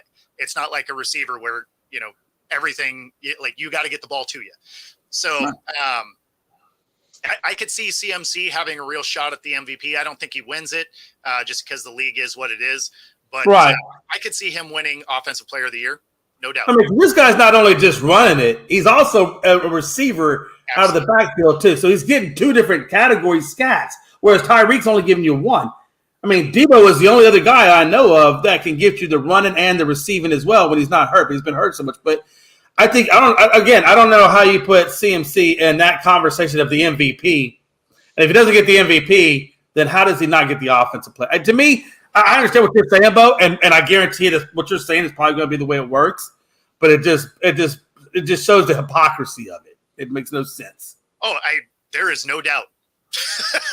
Like you know what I mean? I've always thought it was dumb that is a quarterback-driven award for the MVP because there's been plenty of times. That's the thing with the Heisman, right? Heisman's a quarterback-driven, for the most part, award, right? There's been a few instances where, maybe somebody else also slipped in, but most part. Yeah, and if someone does win it that's not a quarterback, it's typically a running back, right? So it's a good thing that you devalue these guys because, they can be the MVP, but you want to give them $8 million for, the year. Right. Makes no sense. So moving on, just because this is an interesting one. Defensive Player of the Year. Deron Bland, Crosby, Max Crosby, Myles Garrett, Micah Parsons, or TJ Watt. I think if it was between TJ or Micah Parsons, I think I would give it to TJ because he's had more sacks than Micah Parsons. So I think you would have to give it to him.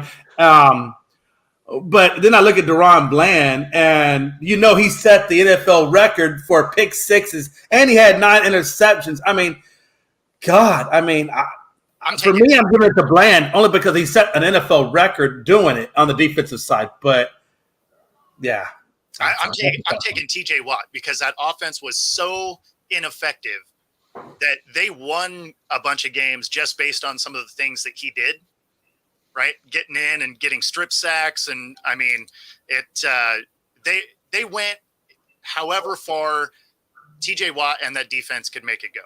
So, because that offense was horrendous.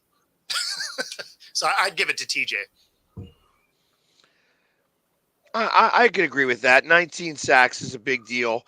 Micah Parsons had 14, Myles Garrett had 14, and Max Crosby had 14 and a half.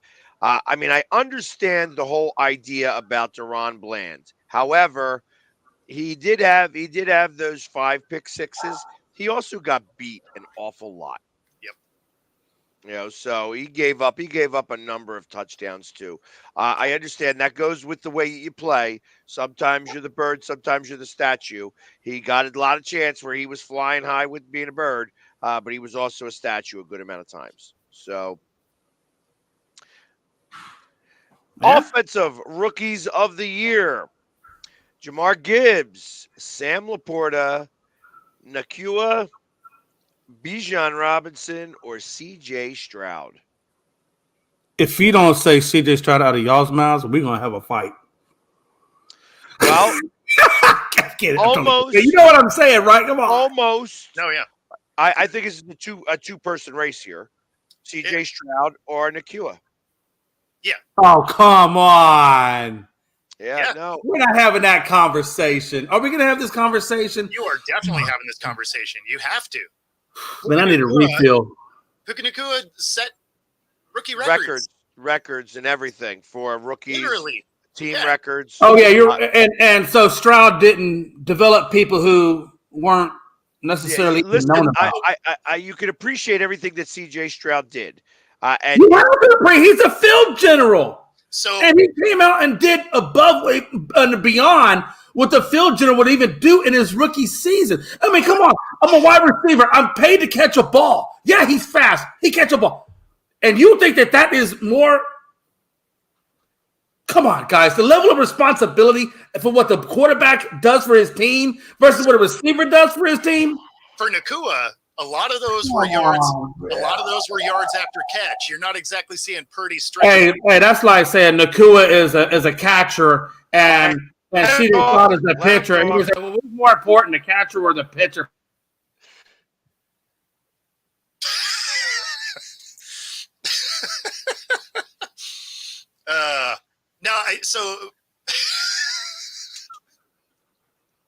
I have to let him talk. I gotta let him talk a little bit.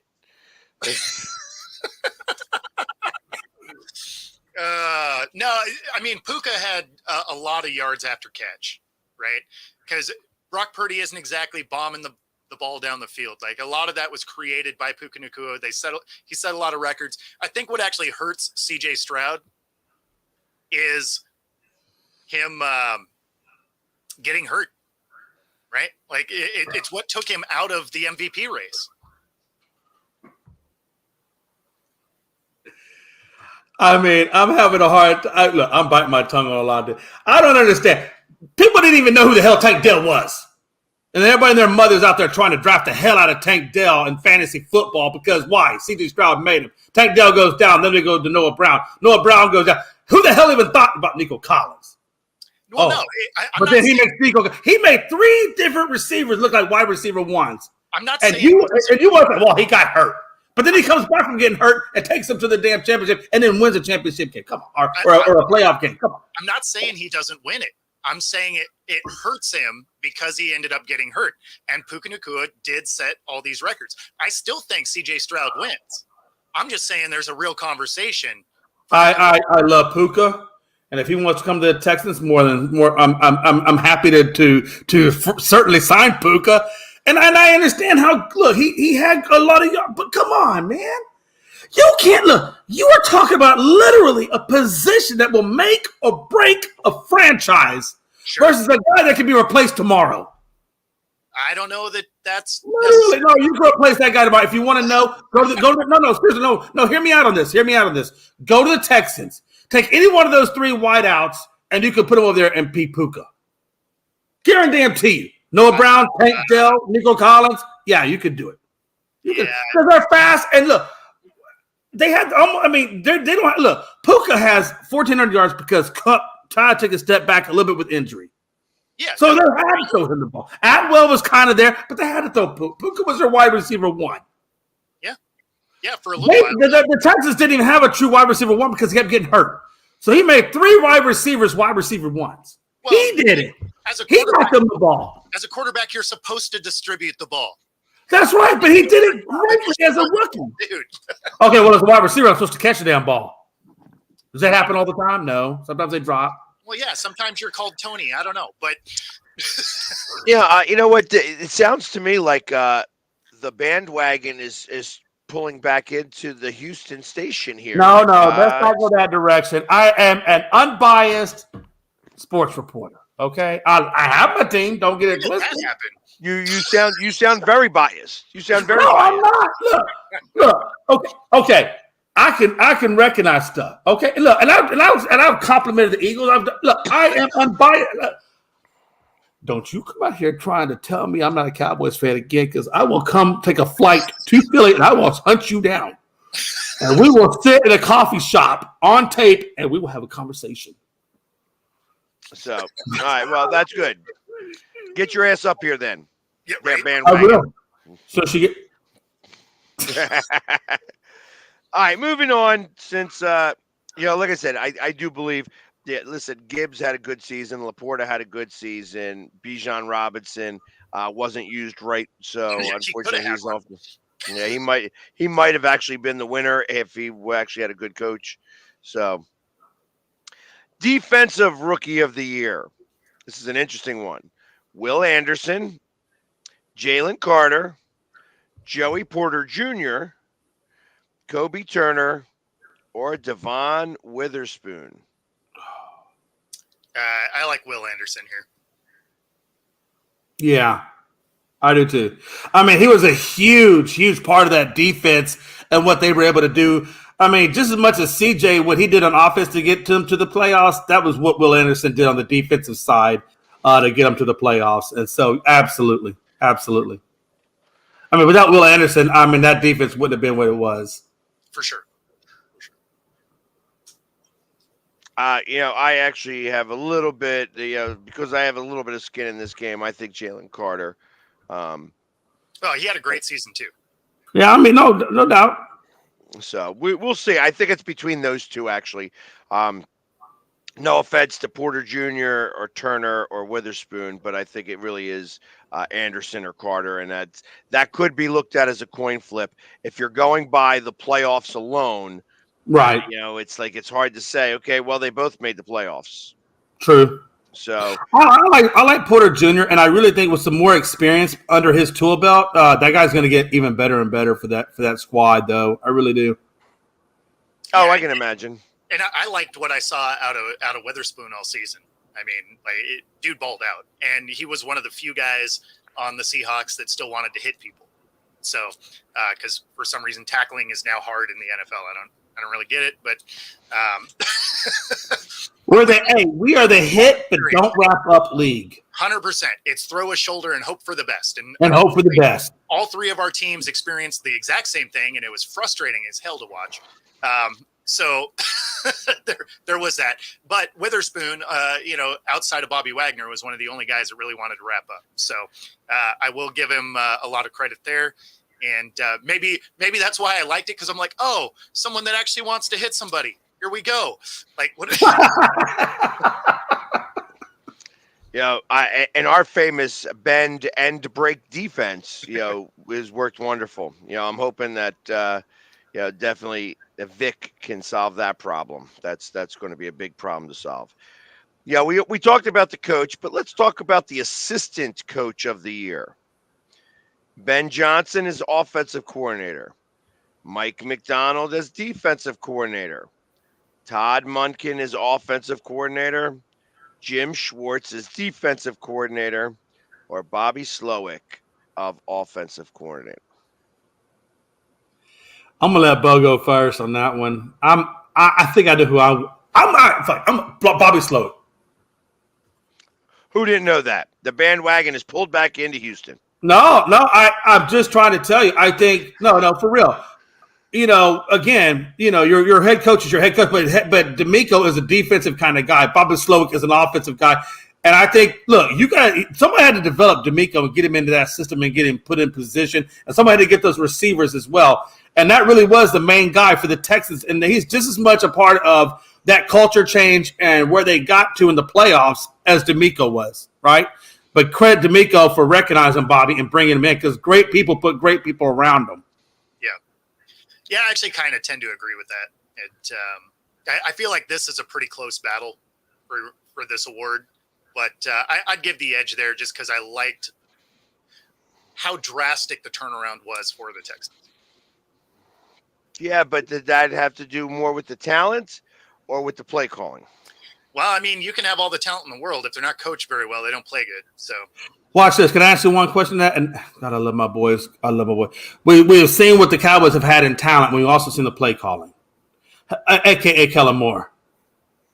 So, yeah, you can have talent and have crappy play calling and still not go a damn place. I heard he's listed as one of the people that may go back to Dallas as offensive coordinator. That will not happen, sir. That will not happen. I will fly up personally and talk to Jerry if I have to do as many requests as possible. So here's the thing. So what was your record with him? It was 12-5. Oh, wait. This is fun though. What was the record without him? 12-5. And how many playoff games did you win with and with? Oh, the same. Okay, yeah, cool. I didn't say No, Mike McCarthy. they did win I a didn't playoff say game. Mike McCarthy was the answer either. They Okay. did win a playoff game. They did win a playoff game last year. Yeah, that's with true. Kellen Moore. That's true. That's true. Uh-oh. See, I can appreciate the sarcasm because I know you guys are much more intelligent than this, and you would never say that in real reality. So I can We just like it. I can laugh too. I can take a hint at the sarcasm. Touche. What's a good thing because we were laying it on pretty thick. Yeah, you were, man. If it was any thicker, I'd have had to. Well, and just so that you know, both the Browns and the Eagles requested an interview with Kellen Moore. I guess they wanted to see. Oh, hold on, Pax. You can't just say that and nonchalantly and think you can move on. So the Eagles requested an interview. At least that's what what's being reported. How does that make you feel if they were to hire Kellen Moore? How would that make you feel? I don't think they would hire Kellen Moore. But how would it make you feel if they did? If the sun became the moon, it would be lit every 24 hours a day. So I don't know how I'd feel about that either. You know what I mean? So let's not talk about what happenstance. Oh, if they were to hire him, and if I was to be living in Dallas, would I still be an Eagles fan? Yeah, probably. You know what I mean? Because Dallas sucks. And so but you see how when I said that, you see how he got. Hey, look, I'm gonna tell you right now, Bo. If the Eagles hired Kellen Moore, he will have a conniption. I promise you. You may see a different side of Pax, and we all know it. The thing is if they hire him, all you can do is be like, well, I hope this works out. No, all I can do is say, hell yes. As a Cowboys fan, hell yes. Yeah, I mean, I get it. I mean, as soon as the Seahawks got rid of Darrell Bevell and he got picked up somewhere else, it's like, well, best of luck with that, man. It was just like, hope it works out for you because it was kind of weird here. I just think Pax needs to go through about 4 or 5 years of Kellen Moore and let's just see how he looks at the end of it. He's going to be horrible. He's going to be hard to live with, talk to. It's going to be terrible. You're going to see a whole different makeup regimen. Maybe be a bag. The Philly sports guy with the bag over him at shows like this. I mean, I don't think they're going to be that bad. Right. I mean, Kellen Moore isn't terrible. It's the thing about Kellen Moore is he's predictable. Well, and when you're predictable, that makes you horrible. All things being equal, that offense, they were a top scoring offense and a top yardage gaining offense for most of the season until they started getting dudes hurt. But how many coaches and interviews and players that would talk on the opposite teams about Dallas and when Kellen was there, and they would say how predictable Dallas's defense was. It wasn't even hard to play call against them on the defensive side. I mean, I've heard that a lot, and you know what? And they backed it up when it come playoff time. They backed it up. Our calling was horrible. Yeah, that predated Kellen Moore, though.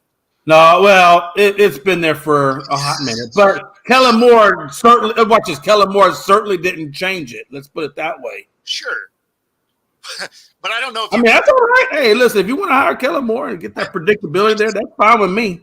I just mean I don't know that you can lay those failures solely at the feet of Kellen Moore. No, I'm not laying it solely at his feet. I mean, look, I've told you a million times. Look, Kellen Moore is just a symptom. I've told you where the root lie of Dallas is, and it's with Jerry. Everybody knows he's the root. Kellen Moore was just a symptom. Mike McCarthy's a symptom. And every coach before Mike McCarthy was a symptom. I mean, we've always had the same specific. And I think, and Pags, I don't think you guys are going to hire Kellen Moore. I really don't. I would be really surprised if you did. I just thought it was crazy that you were going to bring him in for an interview. I wouldn't even brought him in for an interview. I mean, we got Kafka coming in as head coach for a second interview. I feel bad for that one. I don't know if we're just trying to cut our ankles off. I'm not really sure what we're doing. So there's a lot of weird coaching conversations going on that I don't know why they're going on, especially when you figure, for us, the head coach, we don't even have Rabel on the list. We got Kafka coming in for a second interview, and we don't have Rabel on the what are we doing? Yeah. No, I'm right there with you. Yeah. No. Well, So, and truthfully, though, and I think you even pointed it out earlier in another conversation where you showed the list of people that they were bringing in, and you weren't exactly happy with it. It was more the lower end coaches that they were bringing in. man, you're dredging the pond at this point. Like we're looking for cars that have been buried for 40 years. Like I don't know what we're doing right now. Now obviously some of those weren't on there. You know, like they're gonna talk to Ben Johnson, right? Like that's gonna happen. They just, I think they had a phone call with him, but they're not going to have an in person until, whether they fail this weekend or they, go to the Super Bowl, whatever. I mean, you can't meet in person until after that. So, there's some moves that may get delayed, but, still at the end of the day, if the guys that you're asking are guys like that or the DC for, the Panthers, it's just like, why? Like, it almost goes back to like, and I saw the list of the guys you were talking about bringing in, and I'm like, if this is who you're bringing in, why did you even force Pete Carroll up to the booth? Exactly. You'd have been better. You're better off with just having Pete Carroll stay exactly where he is. If this is a caliber of candidates you're going to bring in, well, that's the thing, right? Like, if you're going to, did they even bring in Harbaugh? Did Harbaugh even go there for an interview? No, I do believe they made a phone call, but that was it. So. The biggest thing is if you're going to force a Hall of Fame head coach out, an upgrade is what you're thinking, right? You're like, okay, there has to be like a clear plan here. And if you're just like, you know what, just willy-nilly, you're like, hey, we're going to force this guy out. Let us go get a guy that led his team to a bottom 5 in every possible category. That's your answer as head coach? Like, what? Right.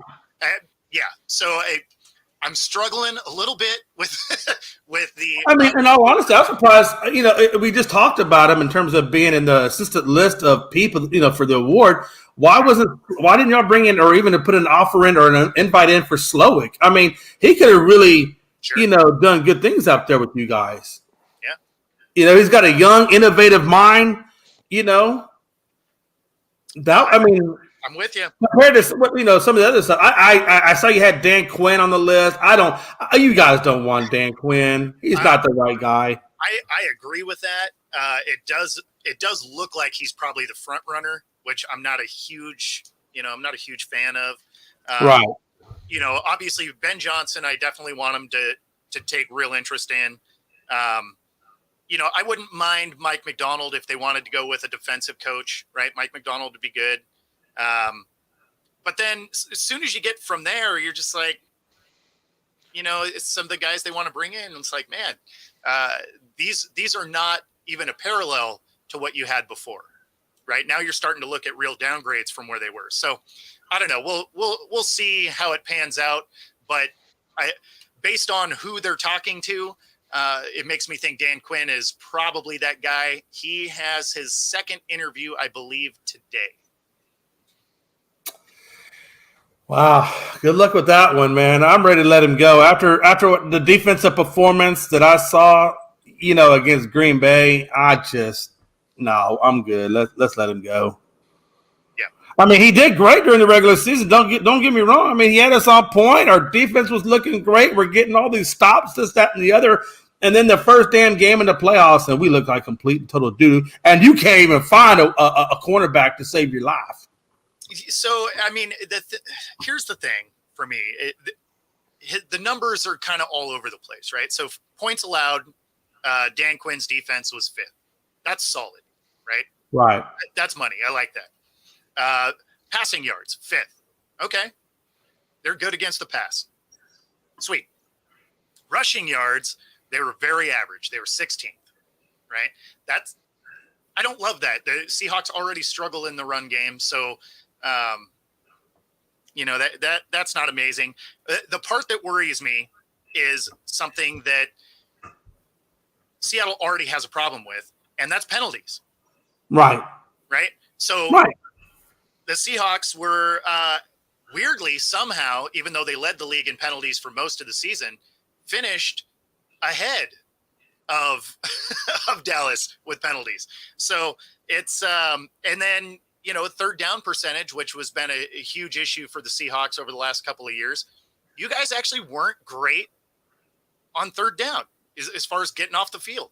So, yeah, I don't know. The numbers aren't better enough to make me feel good about it. Plus, I mean, he's been here before. We know what the defense looks like. And we don't have the same talent that we did when he was here the first time. Chris Lentz points out that, oh, yeah, back to the 70s. And I was kind of thinking that, and I want to ask you that since you're the Seahawks guy. You had Pete Carroll, which honestly, Pete Carroll took you guys out of the dark ages and brought you into the new way. I mean, he really did, right? I mean, he brought you in, and sort I of. feel like, do you feel like you got to remember we had Mike Holmgren. We did go to a Super Bowl with Holmgren. Okay, I'll give you that. Okay, but again, you got to it with Pete Carroll, though. Is what I'm saying. You got to the mountaintop of Pete Carroll, right? Legion of Doom, you're right. Dan Quinn. Holmgren did start. Carroll took over, got you there, right? Yep. Do you feel like you're going? Do you think that you could possibly go back with the way that the front office, like what Robert Wardell is saying, that the front office is kind of ruining the team? Do you think that now you guys could be taking some steps back from where you came out of, and you could be going back to the purgatory land of what I knew Seahawks to be before the home Pete Carroll era? Yeah, the 90s.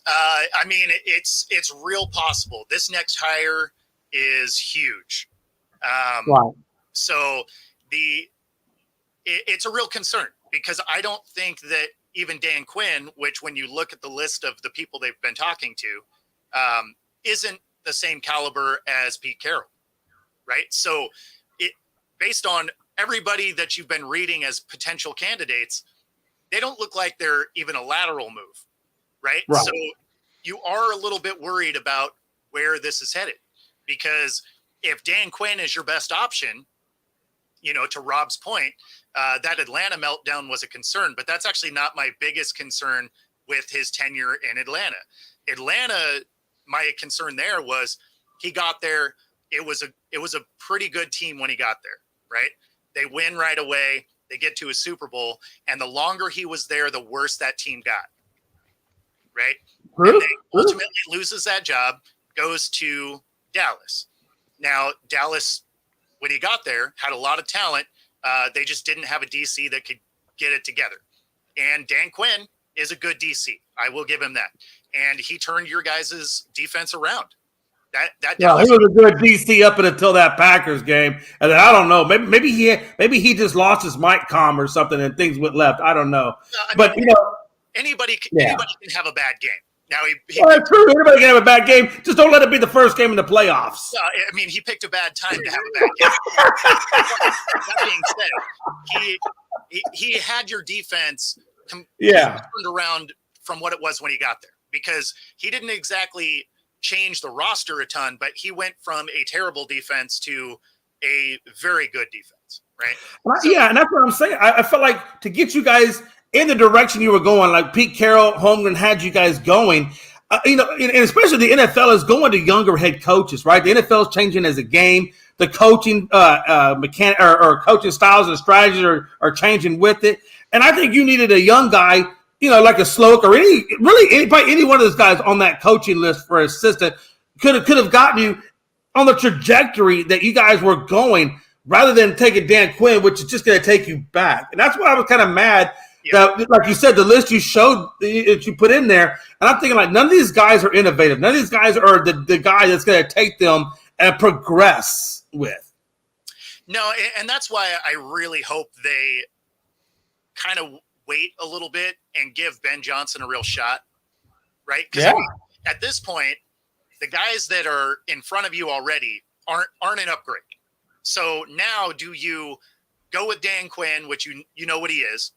Or do you take a swing at somebody that's up and coming, right? And you look at a Ben Johnson scoring offense was 5th, pass yards 2nd, rushing 5th, touchdowns 3rd, red zone percentage 3rd, third downs, third down conversions, they were 10th. So, these are all things that would be significant upgrades from where the Seahawks were. This is what I'm looking at is, of the body of work that these coordinators have been doing, are they better than where we were? And that's what I like about Ben Johnson. You're seeing other teams already filling their head coaching positions. So now there's not a ton of competition, right? Now you're looking at, okay, Seattle's one of the last jobs still available, which means you have a pretty good shot to land a Ben Johnson or something like that. Right. I hope they don't settle on a Dan Quinn prematurely because Absolutely. Detroit Absolutely. is continuing on, because that would worry me, and it's a very real possibility. Because outside of Dan Quinn, the guys that are on the list that I would like them to really pursue, besides Ben Johnson, would be Mike McDonald with the Ravens. If they wanted to go with the DC, I like what they've been able to do, and I actually wouldn't even mind the Dolphins OC Frank Smith. Like, that would be interesting. That offense has obviously put up tons of numbers. So, and especially with the wide receiver group that you currently still have with Lockett, Metcalf, and Njigba, again, Kenny Walker's good too. So, and now you have an emerging Geno that came out of nowhere. So I think you're right. Absolutely. Wardell says, did Dallas just were they just too cocky and thought they had it in the bag, and that's why they lost? No. We talked about this. I don't think it is the play call or the play of the players. It was a play calling that had them not putting pressure on the quarterback or the wide receivers in their defense. So no, I think it's absolutely the play calling. Which Dan, again, I don't think Dan Quinn is your guy because I just didn't like the play calling of what he was doing, and I really hope you guys don't hire him. I really hope, to what you're saying, Bo, that you guys go after a Ben Johnson or a Mike McDonald. Or maybe you bring a Bobby Slovic in and interview him and see what his thought process is for your team and how he would use those wideouts and Geno and see it, and maybe his direction. You need to have some conversations with younger guys and not so much these old. I don't want to say has-beens, but just antiquated guys that aren't changing with the game. And the thing is if you're trying to move on from Pete, then why would you turn around and bring in Pete's guy? Exactly. So why would you? Yeah, I don't know. Again, I don't love the phone calls that they've made or the ones that they still have. I'm really hoping that at this point, because other jobs have already been filled, they drag their feet a little bit more. Because let's be honest, anybody that's still in the market isn't fired up about the jobs that are left, right? Right. Of the ones that are left, Seattle is probably the best job. So I don't know. And you guys really, and that's the thing too, though, Bo. I think when you bring in your next coach, you gotta look just beyond him. You gotta look at the culture from which he came from, and see if that's the culture that you want to, have your team go into the next one. So the Ravens culture is a good culture. Miami seems like they've really ride this ship after the whole Flores incident and got that culture back, and obviously the Texans and what D'Amico and the culture that he's coming from. That culture is what you want to bring to your team and your organization as well, especially when your head guy, is developing it. No, and I'm with you. And to Rob's point here, they want to keep Pete's culture, and they absolutely do. But, some of that was the combination of Pete and Schneider.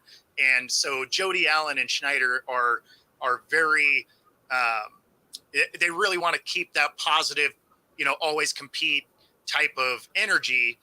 I don't think you have to have one of Pete's guys to make that happen. I think you can set that precedent by any coach coming in.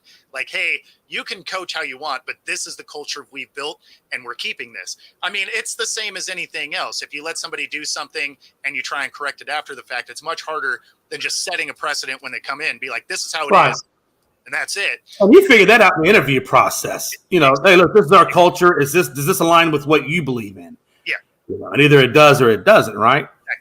So, yeah, no, it's I think that's kind of, where it's headed is I hope they're going to hold out and interview some of these guys, because otherwise I am not excited about the list. That's why I sent it to you guys last night. I'm like, what is this trash? So, yeah. I read that list, and I was like, I felt bad for. I was like, man, if that's really what the pool they're looking at. I felt bad for you, brother. Because I've had that same kind of list in Dallas. What they've been looking at, and it's just or it's not exciting. If you're really going the conspiracy theory route, right? Are they Are they going the route of the Oakland A's? Hey, let's just suck really bad so we can move the team. But that would make no sense because you got the 12th man. Well, You guys got the 12th man. Like, you got everybody behind you. There's no way the league would approve the move anyway. No, but I'm just saying. Well, that's true. And I don't think they would. But you guys got that's the one thing about your fan base. You got such a huge turnout for all of your games. I can't imagine that.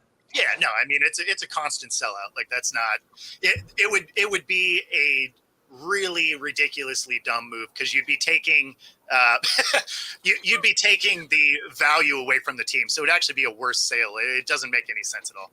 But because it's not like they want to move the team, they want to sell the team. So they have all the interest in making this as profitable as possible. But that being said, we are real close to the end here. Yeah. We have one other thing to talk about. Like I said, I've been going through technical difficulties here for the last few minutes, which is why I've been so quiet. No, we've seen you pop in and out. Yeah, it's one of those things. Comeback player of the year in the last 5 minutes. Flacco, Mayfield, Stratford, Tua, or Damar Hamlin. Damar Hamlin wins it going away. I mean, the situation that he had to come back and play, even though he didn't play much, the fact that he put a NFL jersey back on his body pretty much hands him that. Outside of that, I mean, you got to like the resurrection of Baker Mayfield's career. Yeah, I was about to say the same thing. If you like the feel good story, like the Alex Smith story, then Hamlin's going to get it hands down. If you look at it from performance levels, then I agree with it. I think Baker's done a great job. I really think it's between Baker and Flacco because Flacco's been out for a hot minute. And to come back into that team like he never missed a beat and keep that team 100% competitive really shows a lot on his end of the stick too. So I think for me it would be between those two, but I think to what Bo's saying, Hamlin gets it. Flacco has a chance only because he's coming back from being a Jet. That is true. That's a career killer if you are a quarterback. So, but I mean, there's just no way Hamlin doesn't win this. Yeah, 100%. I kind of agree with you on that. That he's gonna probably win this because anybody who dies on national television and comes back to life and back into football, that's him. He's going to win that award. He's going to win some, favorite athlete SB, during this offseason. Like he's going to win all those awards. I'll tell you this. Alex Smith didn't die. But if you look at the injury he went through, like Theismann, I thought that was a career death. I thought his career was dead. And the fact that he even came back and put that leg on the field, I mean, it's certainly not, losing your heartbeat. But from a career perspective, I thought it was over. I thought that was it. Yeah. Same thing with Chubb. That Chubb injury, I thought that was going to be kind of maybe a career injury, but they're saying he's going to be back. Well, somehow, amazingly, he only tore one ligament in all of that. It looked horrible. Oh, yeah. Like horrible. Sometimes the power of medicine nowadays. Oh, God. Is amazing. It is. There is no doubt. So, but anyways, guys, we have come to the end of our show. Thank you to everybody who hung out with us today. Tomorrow, we'll actually talk about the games. We'll wait for McLovin a little bit. So we'll figure out how to talk about all the different ways that the Cowboys are going to suck for the next upcoming future until McLovin shows up. And then we'll start to say about how Houston really accepts all bandwagoners coming in from Dallas to start to love their team again. But anyways, everybody, thank you very much. Like I said, we'll be back on tomorrow. Same bad time, same bad channel. Bo, you got anything real fast? Nope, that's it. See y'all tomorrow. Perfect. McLovin, anything? Hey, I just want to say tomorrow we definitely got to talk about Milwaukee. You guys should talk about this Milwaukee Bucks situation. And the coaching changes and how they're paying 3 coaches for the next 3 years. It's just crazy. Yeah, I think you know what? I really have to say that you look like you have a big pussy. Isn't she pretty? Anyways, guys, thank you very much. And we'll talk to you tomorrow. And yes, we will talk about Glenn Rivers being the new coach of the Milwaukee Bucks. Take care, guys. Have a good one. Yeah.